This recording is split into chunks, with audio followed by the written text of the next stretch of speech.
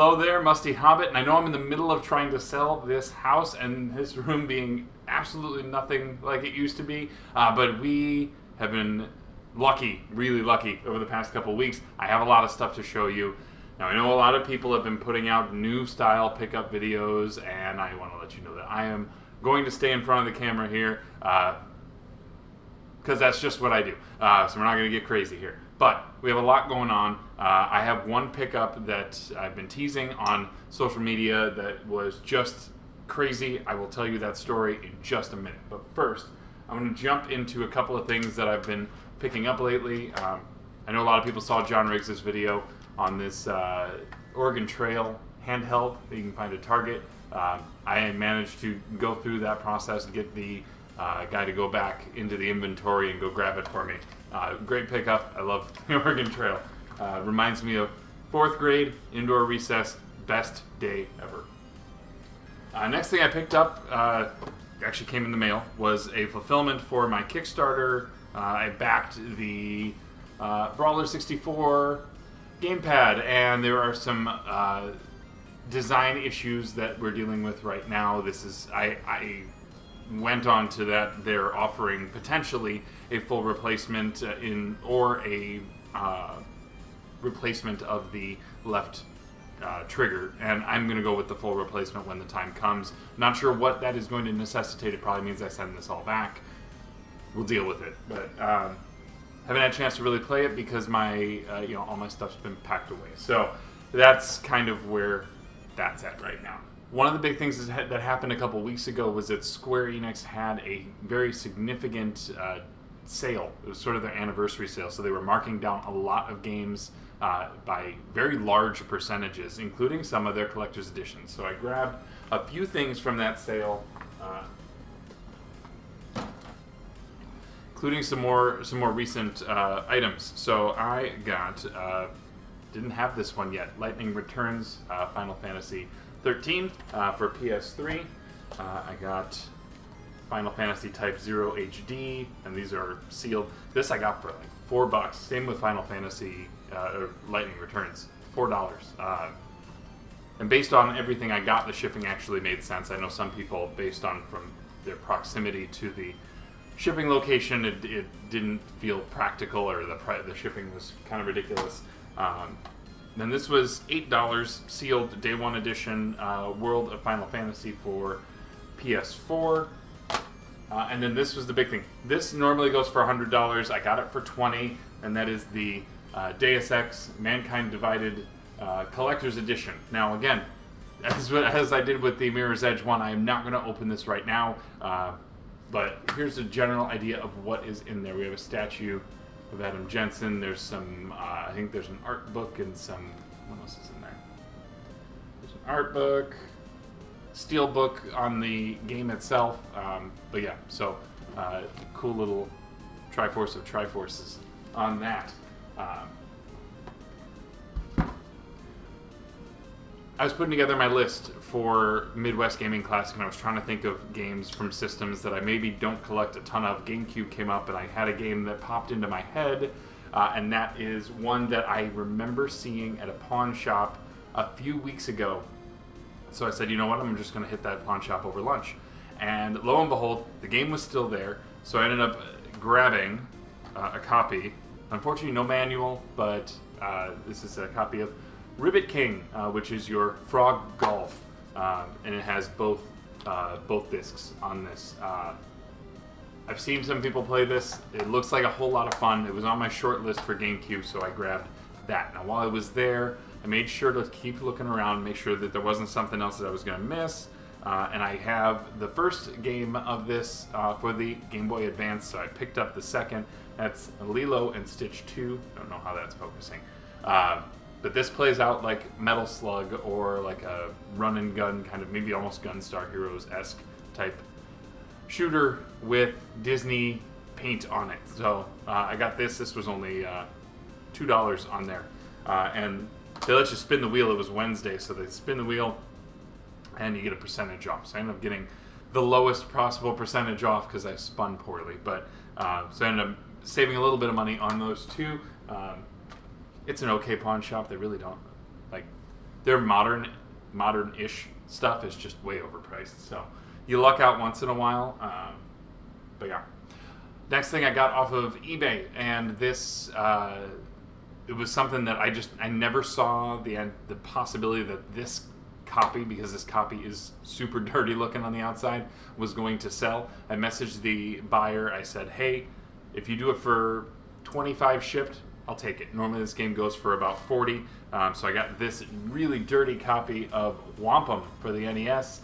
Got some rental stickers here for Video Supreme. There's a barcode across it. There's a big piece of tape that clearly went all the way up and over.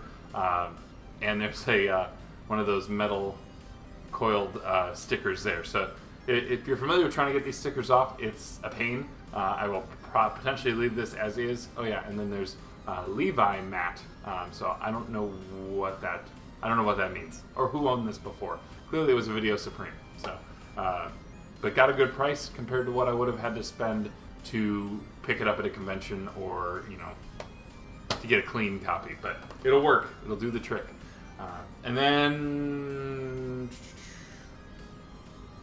I nabbed 2 Switch games, and both of them came in at half price. One of them was a cartwheel. So if you download, there's an app that gives you all kinds of discounts. I actually caught wind of the discount, both of the discounts on this, on Cheap Ass Gamer, their Twitter. And so they mentioned it. So I picked up for $20 instead of $40. Gunvolt Striker Pack. This plays like a Mega Man.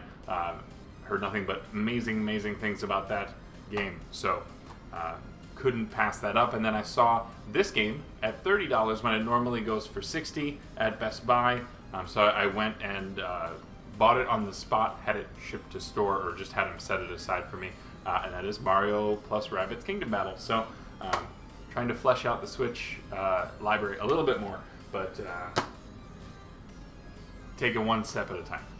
So the last thing, here's the story real quick. I saw this on a Facebook post. The listing was for $140, and the post was from a place about an hour away from me. So I saw this Saturday morning. I said, okay, I messaged him real quick. I said, hey, I'm interested. I'm willing to drive out there right now. I just want to confirm the price is right, and I want to confirm where to go. I didn't hear back. And so with us showing the house, I was out of the house all day. We were over at a friend's house, just sort of hanging out. As we were leaving there to come back, because all of the showings for the day were done, I get a message back. This is about 6:30 at night, and I have my son with me. I get a message that he says, still available. I said, okay, can I come pick it up Sunday morning? Then that way I'm not having to make that drive out. And he said, no, really want to just get this done tonight. I was like, 6:30, my son's with me. Fine, let's go for it. The price was good enough that I was like, let's pull the trigger, let's drive and go get this. Thankfully, I had a way to keep my son entertained while I was driving.